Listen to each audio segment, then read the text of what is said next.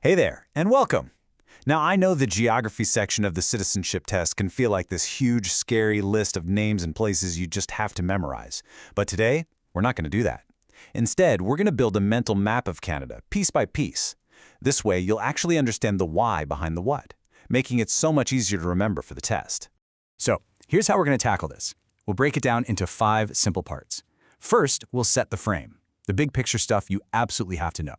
Then, we'll lay out a 5-region roadmap to keep everything organized. After that, we'll take a tour across the provinces, explore the enormous north, and finally, we'll nail it all down with some key distinctions and memory tricks that are going to be a huge help on your test. Sound good? Let's get started. Okay, let's dive right in. Before we can fill in the details of our map, we need to draw the outline. And we're going to frame the whole country using 3 huge, high-value concepts for the exam that really define Canada's place in the world. Okay, first things first, the scale. We're talking massive. As Block 178 points out, Canada is the second largest country on the entire planet. That's a fact you just have to know. And honestly, it's the #1 reason we need to break it down into regions. You really can't wrap your head around it as just one single place. Second, think about its borders. They're oceans. But here's the kicker, and this is a big test question from Block 112. It's not 2 oceans, it's 3. You've got the Atlantic in the east, the Pacific in the west, and way up top, the Arctic Ocean. This is so important to Canada's identity that its motto, from sea to sea, has unofficially been updated by many to from sea to sea to sea. And third, let's look at how it's broken down inside. This right here from Block 111, you absolutely have to know this for the exam. Canada is made up of 10 provinces and 3 territories. Just lock that number in your brain. Now, you might be asking, what's the difference between a province and a territory? And that's a great question. We're going to get into that a bit later, because it's a really important distinction. Okay, so you've got 10 provinces and 3 territories. That's 13 things to remember. How in the world do you keep them straight? Simple. You group them. For the citizenship test, we organize all 13 of them into 5 distinct geographic regions. This is the secret to making that huge map feel manageable. All right, this table right here, based on Block 116, this is basically our roadmap. It's the absolute core of the mental map we're building. You've got the Atlantic region on the east coast, central Canada as the industrial and population heartland, the prairies as the breadbasket, the west coast defined by mountains and the ocean, and of course, the massive north. See how each one has its own personality? That makes remembering who belongs where so much easier. So let's begin our tour. We're going to start on the Atlantic coast in the east and travel west. It just makes sense, because it mirrors how the country was largely settled and eventually connected by the railway. Thinking east to west is a fantastic way to keep all the provinces in the right order in your head. So here we are, the 4 Atlantic provinces from Block 117.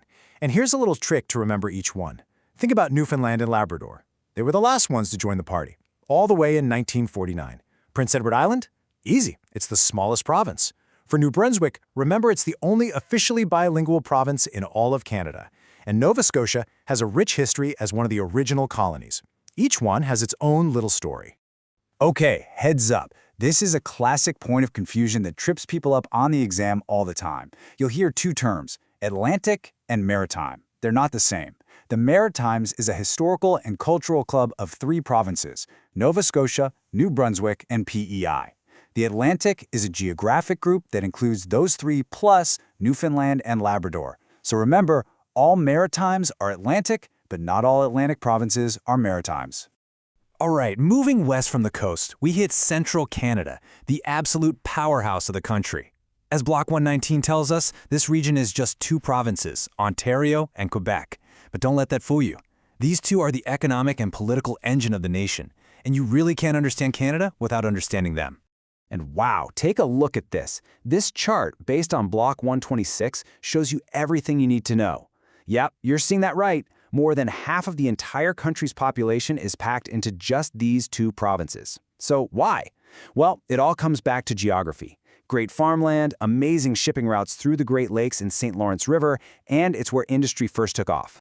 All right, leaving the big cities behind, we head west into the wide open spaces of the prairies, Manitoba, Saskatchewan, and Alberta. Now, as Block 118 explains, their identity comes straight from the land. They call it Canada's breadbasket for a reason. Those endless flat plains grow a ton of the world's grain. And deep underneath all that farmland, huge reserves of oil and natural gas, especially in Alberta. And then, bam! Our journey west hits a giant wall of rock called the Rocky Mountains. Those mountains create a natural barrier, separating the prairies from our last provincial region, the West Coast. This region is just one province, British Columbia, or BC. As Block 129 notes, its entire identity is shaped by the mountains on one side and the vast Pacific Ocean on the other, making it Canada's gateway to Asia. Okay, so we've done the whole east to west trip, right along the southern border, where most people live. But now we gotta look north. We're heading to the Three Territories, a region that is just immense and full of resources, but operates on a completely different level. This chart just blows my mind every time I see it. It perfectly captures the paradox of the North. According to Block 115, the three territories, Yukon, the Northwest Territories, and Nunavut, make up over a third of Canada's total land area. A third! And yet, less than 1% of Canada's population lives there. The reason is pure geography. A harsh climate and just enormous distances make it incredibly difficult to build big communities. So this brings up a really important question, and I guarantee you'll see this on the test. What's the actual difference between a province and a territory? It all comes down to where they get their power. Provinces get their power directly from the Constitution. Think of them as founding partners in the country. Territories, on the other hand, have their power delegated or handed down to them by the federal government in Ottawa. It's a fundamental difference you have to know. All right, we've done the grand tour, we see the big picture. Now let's zoom in and nail down some of those nitty-gritty details that just love to show up on the citizenship test. We're going to focus on capitals and a few other key distinctions to make sure you're ready for them. So, you're probably wondering, right? If Toronto's the biggest city, why isn't it the capital? What about Montreal with all its history? Why Ottawa, which is a bit smaller? It's one of the most common questions, and the answer is all about history and strategy. And the answer, as Block 169 explains, is fascinating. It was a super strategic move by Queen Victoria way back in 1857. First, it was a compromise, located right between the big rival cities in English-speaking Ontario and French-speaking Quebec. Second, it was farther from the U.S. border, making it easier to defend. And third, it was on a major river system. See? It was a choice based on strategy, not on size. And you know what? This whole capital versus biggest city thing isn't just about Ottawa. It's a pattern all across Canada. Look at BC. The capital's Victoria, not the massive city of Vancouver. In Quebec, it's Quebec City, not Montreal. The big takeaway here is that the capital is the seat of government, and that choice was often made for historical reasons, long before cities grew into what they are today. Okay, so let's lock this all in.